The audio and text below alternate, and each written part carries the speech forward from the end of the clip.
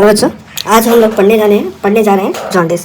तो जॉन्डिस पढ़ने से पहले हम लोग एक बार वो बिलीरुबिन पाथवे या बिलीरुबिन मेटाबॉलिज्म वो एक बार जान लीजिएगा, उसके बाद ही जॉन्डिस पढ़िएगा। और जॉन्डिस में आज हम लोग पढ़ने क्या वाले हैं, जॉन्डिस होता क्या है, एक्चुअली में होता क्या है, इसमें बढ़ता क्या है, बिलीरुबिन बढ़ता है तो कौन सा इनडायरेक्ट और डायरेक्ट बिलीरुबिन कौन सा कितना बढ़ता है, या फिर उसके बाद टाइप्स ऑफ जॉन्डिस। 3 तरीके का जॉन्डिस होता है, हेमोलाइटिक हो गया या फिर हेपाटिक हो गया। हेपाटिक मतलब लीवर में कोई खराबी आया तो, उसके बाद पोस्ट हेपाटिक या ऑब्स्ट्रक्टिव मतलब कि उसके लीवर से जब ट्रांसपोर्ट करना होता है, उसको एक्सक्रीट करना होता है, जब एक्सक्रीशन में कोई दिक्कत आए तो उसको बोलेंगे ऑब्स्ट्रक्टिव जॉन्डिस या पोस्ट हेपाटिक जॉन्डिस। तो ये जॉन्डिस हो गया, ठीक है। और फिर इनका लैबोरेटरी इन्वेस्टिगेशन जो होता है वो भी हम लोग देखेंगे, ठीक है। तो आज जॉन्डिस है और बहुत कम टाइम में बहुत अच्छे से पढ़ने वाले हैं, तो अच्छे से हर एक बात ध्यान दे के सुनिएगा, ठीक है। तो जॉन्डिस का मीनिंग क्या होता है, the yellowish discoloration of the yellowish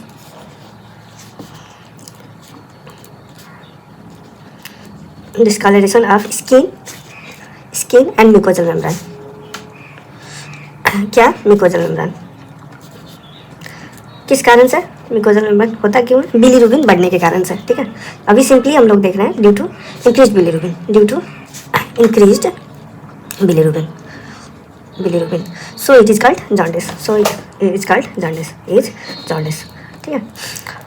तो जॉन्डिस कितना बिलीरुबिन का हम लोग जान गए कि ठीक है, बिलीरुबिन का लेवल बढ़ने से होता है, ठीक है। तो नॉर्मल वैल्यू कितना होता है बिलीरुबिन का हमारे बॉडी में, नॉर्मल वैल्यू ऑफ बिलीरुबिन हो गया हमारा, हो गया 0.2 to 1 ग्राम रहता है, ठीक है। 0.1 to 1 mg/dl रहता है, mg/dl, ठीक है, इतना रहता है। इसमें से इनडायरेक्ट बिलीरुबिन जो हम लोग कल ही पढ़े थे, अनकंजुगेटेड कंजुगेटेड बिलीरुबिन, जो कि है लीवर से पहले, ये इफ नहीं देखे हो तो पहले पाथवे बिलीरुबिन मेटाबॉलिज्म देख लीजिएगा, उसके बाद ही फिर जॉन्डिस में आइएगा, ठीक है। तो इसमें क्या होता है कि ये जो अनकंजुगेटेड बिलीरुबिन जो हम लोग कल देखे थे, वो अनकंजुगेटेड बिलीरुबिन जो होता है, इससे अनकंजुगेटेड बिलीरुबिन उसका लेवल, उसका नॉर्मल लेवल होता है 0.2 to 0.8 mg/dl। कितना, 0.2 to 0.8 mg/dl। और डायरेक्ट जो बिलीरुबिन है कंजुगेटेड, जो कि कंजुगेट हो गया है किसी टाइप से यूडीपी ग्लूकोनाइल ट्रांसफरेज से, उसका लेवल कितना होता है 0.1 to 0 से लेके 0.2 mg/dl तक रहता है। और हर एक किताब में हर एक तरीके डिफरेंट वैल्यू दिया गया है, सो मैंने ये अपनी किताब से लिया हुआ है, ठीक है। सो इनडायरेक्ट बिलीरुबिन, इनडायरेक्ट कितना रहता है, इनडायरेक्ट बिलीरुबिन हो गया हमारा 0.2 to 0.8 या फिर 0.6 mg/dl कर सकते हैं, ठीक है। और डायरेक्ट का हो गया, डायरेक्ट बिलीरुबिन जो हो गया हमारा, डायरेक्ट बिलीरुबिन 0 to 0.2 mg/dl, ये हो गया हमारा डायरेक्ट बिलीरुबिन। सो इनसे ज़्यादा बढ़ेगा तो उसको बोलेंगे हम लोग जॉन्डिस, ठीक है। अब जॉन्डिस 3 तरीके का होता है, एक हो गया हमारा हेपाटाइटिस, इसको बोलते हैं लीवर से पहले यूडीपी कंजुगेशन जो होता था यूडीपी ग्लूकोनाइल ट्रांसफरेज, इससे पहले ही बहुत सारा हेमोलाइटिक, इससे पहले ही बहुत सारा अनकंजुगेटेड बिलीरुबिन बढ़ गया है, ठीक है। कैसे बढ़ेगा, जैसे कि ये जो पाथवे था हेमोग्लोबिन टूट के अनकंजुगेटेड बिलीरुबिन बनता था ना, हेमोग्लोबिन। तो हेमोग्लोबिन इफ मानिए कि इसका नॉर्मल वैल्यू 0.2 to 0.8 है, इस हेमोग्लोबिन का एक्सेसिव डिस्ट्रक्शन होने लगा। एक्सेसिव डिस्ट्रक्शन मतलब कि बहुत सारा टूटने लगा, जितना कि लीवर जितना कंजुगेट कर सकता है उससे बहुत ज़्यादा टूटने लगा, उससे बहुत ज़्यादा टूटने लगा। तब क्या करेगा लीवर, एक टाइम पे आके वो कंजुगेशन नहीं कर पाएगा। तो क्या होगा, अनकंजुगेटेड बिलीरुबिन जो एक्सेसिव डिस्ट्रक्शन ऑफ हेमोग्लोबिन के कारण से बढ़ रहा था वो अब बढ़ने लगेगा, और ये बढ़ते बढ़ते इतना बढ़ेगा कि ब्लड में चला जाएगा, सिस्टमिक सर्कुलेशन में चला जाएगा, और होते होते स्किन का कलर, स्किन में भी वो different parts of the body में दिखने लगेगा। सो ही उसी को बोलते हैं येलोइश डिस्कलरेशन, ठीक है, येलोइश डिस्कलरेशन बोलते हैं। तो देखिए अब ये हो गया, तो इसको ये कौन सा जॉन्डिस होगा फिर, ये हेमोलाइसिस होने के कारण से है ना, एक्सेसिव हेमोलाइसिस होने के कारण से, या हेमोग्लोबिन बहुत ज़्यादा टूटने के कारण से। हेमोलाइसिस मतलब हेमोग्लोबिन बहुत ज़्यादा टूटा, इसका मतलब क्या हुआ कि एक्सेसिव हेमोलाइसिस हुआ, तो फिर इसका नाम क्या रखेंगे, हेमोलाइटिक जॉन्डिस बोलेंगे। इसको क्या बोलेंगे, हेमोलाइटिक जॉन्डिस, ठीक है। हेमोलाइटिक जॉन्डिस की समझ गए, हेमोलाइटिक जॉन्डिस किसको बोलेंगे, क्योंकि एक्सेसिव डिस्ट्रक्शन ऑफ हेमोग्लोबिन होने लगा था। किस कंडीशन में होगा वो हम बताएंगे। और एक्सेसिव हेमोग्लोबिन डिस्ट्रक्शन होने लगा, मतलब हेमोलाइटिक जॉन्डिस में कौन सा बिलीरुबिन बढ़ रहा है, अनकंजुगेटेड बिलीरुबिन इतना सारा बढ़ गया कि अब यहाँ पे कंजुगेशन हो ही नहीं सकता, कौन सा एंजाइम है यहाँ पे, यूडीपी ग्लूकोनाइल ट्रांसफरेज। सो ये कंजुगेट नहीं कर पा रहा है, कैपेसिटी इससे भी ज़्यादा हो रहा है। सो अब कौन सा बिलीरुबिन बढ़ेगा, अनकंजुगेटेड बिलीरुबिन। ये किस में बढ़ेगा, हेमोलाइटिक जॉन्डिस में। तो हेमोलाइटिक जॉन्डिस अब देखते हैं हम लोग, टाइप्स ऑफ जॉन्डिस, ठीक है, हम लोग डिटेल में पढ़ने वाले हैं, ठीक है। सो अच्छे से ध्यान देके सुनिएगा हर एक वर्ड। टाइप्स ऑफ जॉन्डिस हुआ, टाइप्स ऑफ जॉन्डिस में पहले तो हो गया हमारा हेमोलाइटिक जॉन्डिस, हेमोलाइटिक जॉन्डिस, ठीक है, हेमोलाइटिक जॉन्डिस। सो हम लोग ने देखा था कि यहाँ पे बढ़ता कौन, पहले तो एक्सेसिव, क्या कारण क्या है, कॉज क्या हुआ, एक्सेसिव हेमोलाइसिस ना, कॉज हो गया excessive haemolysis, excessive haemolysis, excessive haemolysis. So इसी कारण से एक्सेसिव हेमोलाइसिस हुआ। अब एक्सेसिव हेमोलाइसिस कब होगा, जब हमारा हेमोग्लोबिन का स्ट्रक्चर में कोई डिफेक्ट आया रहता है, जो कि बिगड़ गया रहता है, हेमोग्लोबिन कुछ टूट गया रहता है। जैसे कि एक कंडीशन हो गया sickle cell anaemia. Sickle cell anaemia में क्या होता है कि जो हमारा नॉर्मल हेमोग्लोबिन है उससे एबनॉर्मल स्ट्रक्चर हो जाता है, जो कि हमारे काम के ही नहीं रहता। तो नहीं रहता है तो वो क्या करता है, स्प्लीन क्या करता है, तो उसको हर एक हेमोग्लोबिन, डिस्टर्ब्ड हेमोग्लोबिन या अनस्ट्रक्चरल हेमोग्लोबिन को हटा देता है sickle cell anaemia, sickle cell anaemia में, ठीक है, सिकल सेल डिजीज बोल सकते हैं, ठीक है।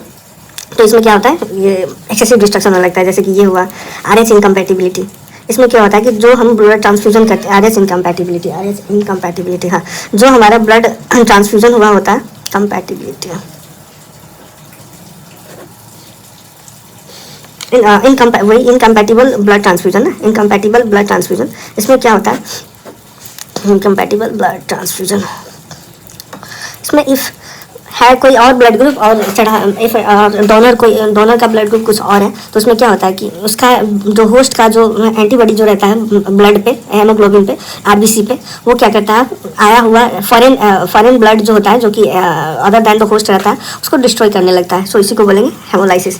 और तीसरा नंबर हो गया जैसे कि अब, हाँ, G6 glucose 6 phosphate dehydrogenase deficiency. इसमें क्या होता है कि जब हम लोग एंटी मलेरियल ड्रग वगैरह लेते हैं ना, काफ़ी सारा एग्जांपल है, जैसे कि हेरिडिटरी स्पायरोसाइटोसिस, हेरिडिटरी, हाँ, वो सब हो गया। इसमें G6PD डिफिशियंसी में भी क्या होता है, ग्लूकोज 6 फॉस्फेट डिहाइड्रोजनेज डिफिशियंसी में होता क्या है कि एक्चुअली में प्राइमाकिन एंटी मलेरियल ड्रग्स लेंगे ना, तो उस वक्त क्या होता है कि इस यहाँ पे हम HMP पाथवे नहीं हो पाता है। सो ये काम नहीं कर पाता है, सो डिस्ट्रॉय हो जाता है, इसका सर्वाइवल कम हो जाता है। जैसे कि थैलासेमिया हो गया, और एक हो गया थैलासेमिया में भी एबनॉर्मल स्ट्रक्चर, जो ग्लोबिन का स्ट्रक्चर होता है,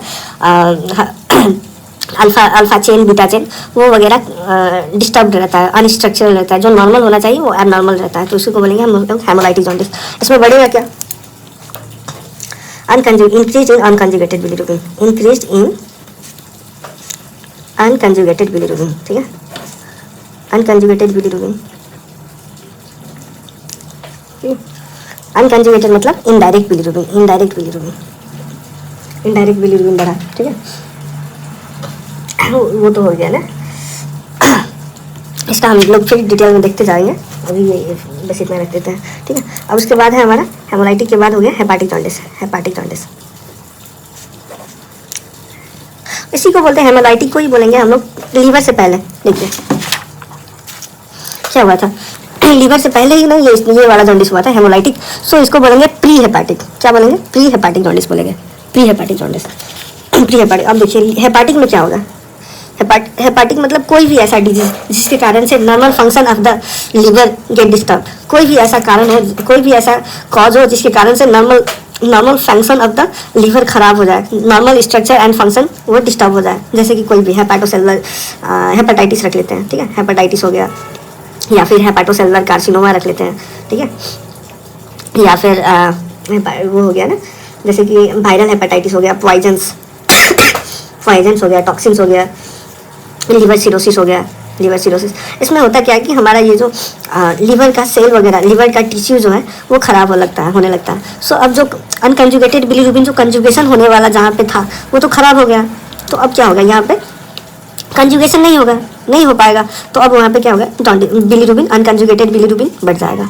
और खराब तो हुआ पूरा, मतलब इसका तो बहुत सारा काम है ना, कंजुगेटेड बिलीरुबिन को भी भेजना भी होता है इसको, इसका बिलियरी ट्रैक्ट से, तो वो भी अब डिस्टर्ब हो जाएगा ना। तो एक्चुअली में होता क्या है कि जो खराब हुआ पार्ट होता है ना, उसमें क्या होता है, कंजुगेशन नहीं हो पाया तो अब क्या होगा, इनडायरेक्ट या अनकंजुगेटेड बिलीरुबिन का लेवल बढ़ जाएगा। ठीक है, बॉडी में हमारा क्या होगा, अनकंजुगेटेड बिलीरुबिन बढ़ जाएगा। लेकिन मानिए इतना सारा था तो क्या होता है, अनकंजुगेटेड बिलीरुबिन तो बढ़ गया ना, ये यहाँ का कुछ पोर्शन खराब होने से। अब होता क्या है कि जो नॉर्मल पार्ट है, सारा का सारा लीवर तो नहीं बिगड़ेगा, कुछ तो नॉर्मल पार्ट भी रहेगा लीवर का, तो वो क्या करता है कि कंजुगेशन कर देता है। ये बिलीरुबिन अनकंजुगेटेड बिलीरुबिन है जो कि यूडीपी ग्लूकोनाइल ट्रांसफरेज से कंजुगेट हो गया। ठीक है, कंजुगेशन हो गया, कंजुगेटेड बिलीरुबिन फॉर्म हो गया, लेकिन ट्रैक तो ऑब्स्ट्रक्ट हो जाएगा ना, लीवर ही जब खराब हो गया तो ये तो ट्रैक ऑब्स्ट्रक्ट हो गया, तो ब्लड में दोनों बढ़ेगा, कंजुगेटेड बिलीरुबिन भी बढ़ जाएगा। क्या बढ़ेगा, कंजुगेटेड बिलीरुबिन भी बढ़ जाएगा।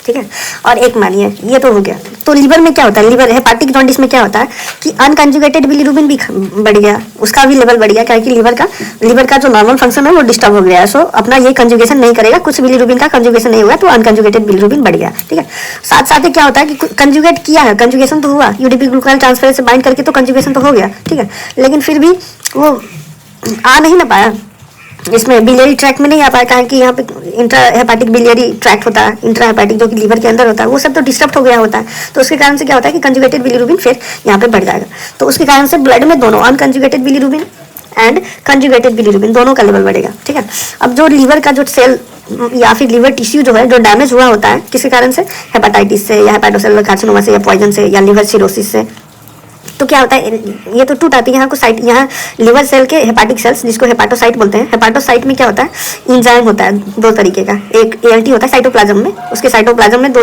तरीके का एंजाइम होता है, एएलटी और एएसटी। ठीक है, तो ये दोनों का लेवल अब फिर ब्लड में बढ़ेगा, तो हेपाटिक जॉन्डिस में होता क्या है कि एएलटी और एएसटी का लेवल बढ़ता है, तो यही आप बताएगा हेपाटिक जॉन्डिस है। ठीक है, तो हेपाटिक जॉन्डिस में होता क्या है, हेपाटिक जॉन्डिस में होता क्या है कि पहले तो कॉज देख लेते हैं, कॉज क्या है, कॉज हो गया कोई भी ऐसा डिजीज ऑफ लिवर ना, डिजीज ऑफ लिवर जैसे कि कोई भी मानिए लिवर सिरोसिस हो गया। ठीक है, लिवर सिरोसिस हो गया या फिर हेपेटाइटिस हो गया। ठीक है, हेपेटाइटिस हो गया या फिर हेपेटाइटिस, टॉक्सिन्स या फिर पॉइजन्स, टॉक्सिन्स पॉइजन्स ये वगैरह, इनसे क्या होता है, हेपेटिक जॉन्डिस होता है। इसमें बढ़ेगा क्या, अब ये तो हो गया, इतना तो समझ गया ना। अब ये इन सब में होता क्या है कि टिश्यू, मतलब जो नॉर्मल सेल या टिश्यू ऑफ द लिवर जो है वो खराब हो गया, मानिए ये टिश्यू है, तो इसके साइटोप्लाज्म में इंजाइम रहता है, साइटोप्लाज्म इसके लीवर हेपाटिक साइट में हेपाटोसाइट तो खराब हो गया, डैमेज हो गया, तो डैमेज होने से क्या होता है, हेपाटोसाइट ब्रेक डाउन होता है, लाइसिस होता है, उसमें दो इंजाइम रहता है, एएलटी और एएसटी। एएलटी का मतलब हो गया अलानिन ट्रांसफेरेज और अस्पार्टेट ट्रांसफेरेज, तो ये दोनों का लेवल, अब जब हेपाटिक जॉन्डिस रहेगा ना तब क्या होता है, एलानिन ट्रांसफेरेज और एस्पार्टेट ट्रांसफेरेज दोनों का लेवल बढ़ जाएगा। ठीक है, दोनों का लेवल बढ़ेगा, और हम लोगों ने देखा ही था कि क्या होता है, इसमें कौन सा बिलीरुबिन बढ़ता है, हेमोलाइटिक में अनकंजुगेटेड बिलीरुबिन बढ़ेगा, लेकिन इसमें क्या होता है, इसमें अनकंजुगेटेड प्लस कंजुगेटेड, क्या है कि कुछ पार्ट जो डैमेज हो गया वो तो कंजुगेशन नहीं कर पाएगा, तो उसके कारण से अनकंजुगेटेड बढ़ेगा, और जो कुछ सारा का सारा पार्ट तो नहीं खराब होगा, कुछ तो बचा भी रहेगा, तो उसके कारण से कंजुगेशन भी होगा, तो कंजुगेटेड बिलीरुबिन दोनों का लेवल बढ़ेगा, unconjugated bilirubin and conjugated bilirubin दोनों बढ़ेगा। ठीक है, बिलीरुबिन दोनों बढ़ेगा। अब इसमें क्या होता है, देखिए इसमें होता क्या है,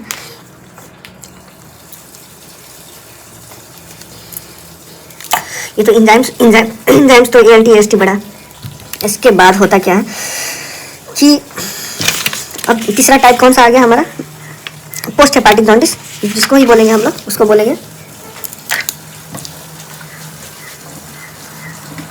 post hepatic jaundice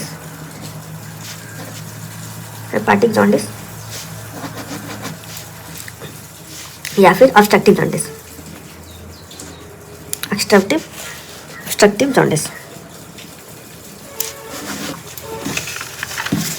post hepatic, इसमें क्या होता है, मानिए यहाँ पे बिलीरुबिन तो कंजुगेशन तो हो गया, ठीक है, कंजुगेशन तो हो गया यूडीपी ग्लूकोनाइल ट्रांसफरेज से अनकंजुगेटेड बिलीरुबिन बाइंड करके कंजुगेटेड बिलीरुबिन बना लिया, लेकिन जो बिलियरी ट्रैक्ट था वो तो पास नहीं, अब यहाँ से अब इंटेस्टाइन तक जब जाना था वो नहीं जा पा रहा है, इंटेस्टाइन तक का जो सफ़र तय करता है, कौन तय करता है? ये बिलियरी ट्रैक्ट तय करता है। सो यहाँ पे कोई ऑब्स्ट्रक्शन आ जाए, यहाँ पे कोई ऑब्स्ट्रक्शन इन द सेंस कि मानो हाँ गल ब्लैडर स्टोन हो गया, गल ब्लैडर स्टोन, या फिर कोई ट्यूमर हो गया, या फिर कोलेस्टासिस, मतलब ये गल ब्लैडर का बिलियरी ट्रैक्ट में ही कोई इन्फ्लामेशन हो गया, उसको बोलेंगे हम लोग कोलेस्टासिस बोलेंगे। तो ये वगैरह होने से क्या होता है कि obstruction in the biliary tract हो जाने के कारण से बिलीरुबिन यहीं पे रुक जाएगा। सो क्या होता क्या है कि कंजुगेटेड बिलीरुबिन आगे नहीं बढ़ पाएगा और ये इंटेस्टाइन में नहीं जा पाएगा। तो अब इस टाइप का ऑफ जॉन्डिस को क्या बोलेंगे? Obstructive jaundice. और इसमें होता क्या है कि जब कौन सा डिजीज में होता है ये, या तो गल ब्लैडर स्टोन हो गया, या फिर कोलेस्टासिस हो गया, या फिर कोलेंजाइटिस हो गया। तो इन सारे चीज़ों में होता क्या है कि हमारा ये जो बिलियरी ट्रैक्ट का इपिथेलियल लाइनिंग था उसमें डैमेज आता है, उसके सेल में डैमेज आता है, और उसके सेल के अंदर, उसके साइटोप्लाज्म के अंदर क्या होता है? अल्कलाइन फॉस्फेटेज एंजाइम रहता है। कौन सा एंजाइम? अल्कलाइन फॉस्फेटेज एंजाइम रहता है। अल्कलाइन फॉस्फेटेज, अब जब हमारा ऑब्स्ट्रक्टिव जॉन्डिस आएगा ना, जब हमको इवैल्यूएट करना रहेगा ऑब्स्ट्रक्टिव जॉन्डिस, तो उस टाइम पे क्या होता है? अल्कलाइन फॉस्फेटेज एंजाइम हमारे ब्लड में बढ़ जाएगा, सिस्टमिक सर्कुलेशन में बढ़ जाएगा। So it is the laboratory investigatory idea for to diagnose ये ऑब्स्ट्रक्टिव जॉन्डिस। तो इसमें ऑब्स्ट्रक्टिव जॉन्डिस में बढ़ेगा कौन कौन सा चीज? कंजुगेटेड बिलीरुबिन का लेवल बढ़ेगा, और एंजाइम में कौन सा एंजाइम बढ़ेगा? अल्कलाइन फॉस्फेटेज एंजाइम बढ़ेगा। सो यही दोनों बात है। और कॉजेज क्या हो गया? कोलेस्टासिस, कोलेंजाइटिस, और ये गल ब्लैडर स्टोन, ट्यूमर, इन्फ्लामेशन वगैरह ऑफ द बिलियरी ट्रैक्ट। सो अब देखते हैं हम लोग, ठीक है।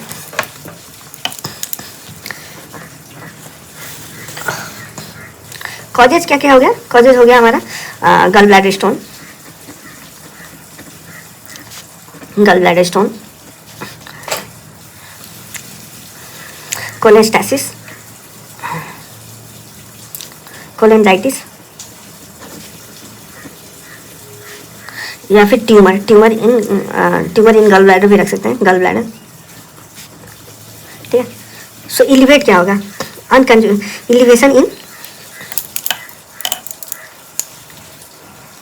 इलिवेशन इन कौन सा? Conjugated bilirubin. कौन सा bilirubin? Conjugated bilirubin, conjugated bilirubin, ठीक है।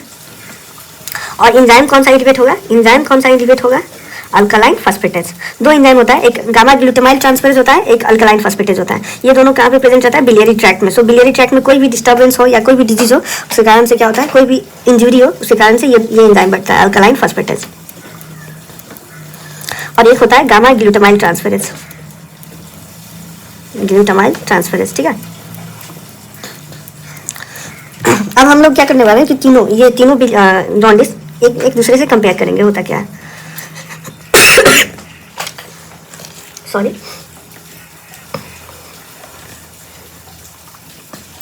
एक बात देख लेते हैं, ठीक है।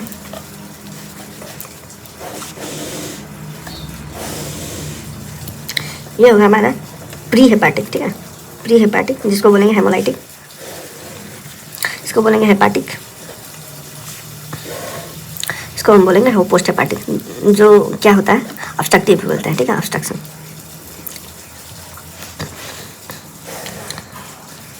एंजाइम कौन सा बड़ा रहेगा? एंजाइम कौन सा है इसमें? प्री हेपाटिक मतलब हेमोलाइटिक है, हेमोलाइटिक में कोई एंजाइम नहीं रहता है, ठीक है, कोई एंजाइम नहीं रहा। लेकिन हेपाटिक में कौन कौन सा एंजाइम था? ALT और AST। इसमें कौन सा एंजाइम था? Alkaline phosphatase, alkaline phosphatase, that is alkaline phosphatase ALP, और gamma GT, gamma glutamyl transferase, ठीक है, ये वाला एंजाइम्स हो गया। एंजाइम्स होने के बाद क्या हो जाता है? बिलीरुबिन कौन सा बिलीरुबिन बढ़ेगा इसमें? तो इसमें हमारा कौन सा बिलीरुबिन है? इनडायरेक्ट उसी को बोलते हैं क्या? अनकंजुगेटेड बिलीरुबिन, ठीक है, इनडायरेक्ट या फिर अनकंजुगेटेड। इसमें कौन सा? दोनों, indirect as well as direct, दोनों बढ़ेगा, इनडायरेक्ट एंड डायरेक्ट बिलीरुबिन, ठीक है। और इसमें कौन सा? डायरेक्ट बिलीरुबिन, डायरेक्ट मतलब कंजुगेटेड, कौन सा? कंजुगेटेड बिलीरुबिन, कंजुगेटेड बिलीरुबिन, ठीक है, कंजुगेटेड बिलीरुबिन, दोनों बढ़ेगा। एंजाइम कौन सा है? ALT और AST हेपाटिक में, पोस्ट हेपाटिक में अल्कलाइन फॉस्फेटेज और गामा GT, ठीक है। अब क्या होता है? ये तो हो गया। ये होता क्या है इसमें कि देखिए, जो यूरिन जो है ना, यूरिन का क्या होता है? यूरिन में बिलीरुबिन एब्सेंट रहता है, ठीक है, यूरिन में बिलीरुबिन एब्सेंट रहता है, इसमें प्रेजेंट रहता है। यूरिन में ये प्री हेपाटिक जॉन्डिस में एब्सेंट रहता है बिलीरुबिन, और इसमें प्रेजेंट रहता है, इसमें भी प्रेजेंट रहता है, ठीक है, प्रेजेंट रहता है। तो अब क्या होता है? इसमें एब्सेंट होने के कारण से ये जो हो गया, इसका कलर जो होता है कलरलेस होता है, ठीक है। यूरिन का कलर कलरलेस होता है, बट इसमें क्या होता है, डार्क कलर रहता है, डार्क कलर्ड यूरिन रहता है, ठीक है। डार्क कलर्ड यूरिन होता है, और इसमें भी डार्क कलर्ड यूरिन होता है, ठीक है। डार्क कलर्ड यूरिन होता है। इसमें होता क्या है, इसमें ना एक्सेसिव स्टार्कोबिलिन, स्टूल का कलर कौन देता है, स्टार्कोबिलिन देता है। सो स्टार्कोबिलिन का अमाउंट बहुत ज़्यादा हाई होता है, उसीलिए इसका जो स्टूल का कलर होता है डार्क कलर्ड स्टूल होता है, ठीक है। डार्क कलर्ड स्टूल होता है। बट यहाँ पे स्टार्कोबिलिन एब्सेंट होता है इन हेपाटिक जॉन्डिस स्टार्कोबिलिन एब्सेंट होता है। सो यहाँ पे जो आएगा वो क्ले कलर्ड स्टूल आएगा, क्ले कलर्ड स्टूल आएगा, ठीक है। क्ले कलर्ड स्टूल यहाँ पे भी एब्सेंट रहता है, स्टार्कोबिलिन एब्सेंट रहता है, सो क्ले कलर्ड स्टूल ही आएगा यहाँ पे। बस आज के लिए इतना ही, ठीक है।